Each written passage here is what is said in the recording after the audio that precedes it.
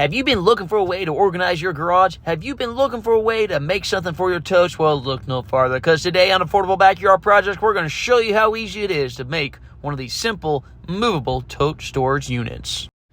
Well, just like any project, you got to go down to your local hardware or lumber store and grab the materials. I'm just using 2x4s and 1x2s. That's all I really need, and a few wheels there. But get all this lumber out here, making it look pretty and ready to go.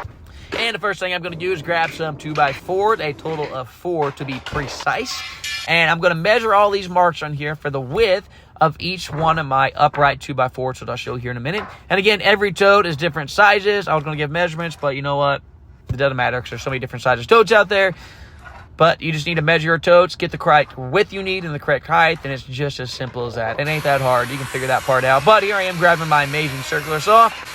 Start cutting these guys off to the length that I need.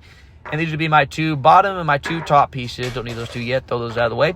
Grab my first 2 pairs here, and I'm going to go ahead and put these out, measure what I need for my exact height, because this particular unit I'm making is going to be 4 wide by 5 high. And if you're great with your mathematics, that will hold a total of 20 totes. But for me, in this particular thing, I measure these to 80 inches, which gives me about 2 inches of space between each tote, plenty of room. And just put all 4 of these, well, 5 to be precise, but 4 hole spaces.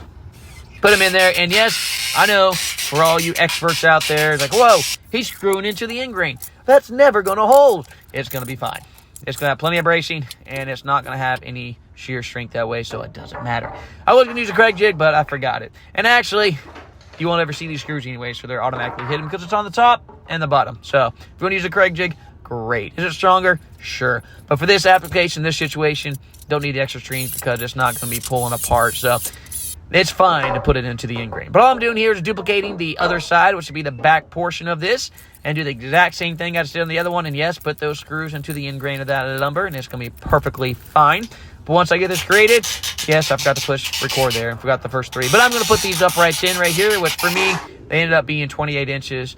And then that way I have a full depth of what my actual tote will be. And this is how I'm cutting my extra angle brackets for extra bracing here. Real simple, not rocket science. Just use my speed square, get my 45-degree angle cut, and that makes me a perfect little triangle to put into the corners there to give it some added strength. And just screw all those guys on. Get my second piece that was exact duplicate, carbon copy. And once I get those together, I throw the wheels on the bottom.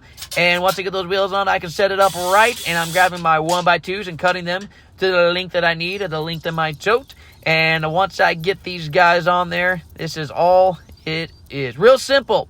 All you have to do is make sure you have the correct height measurements. That way they'll actually fit on there. Not that hard. If you're confused, just put the first one on, put a tote in there, make sure it fits, and you will do just fine.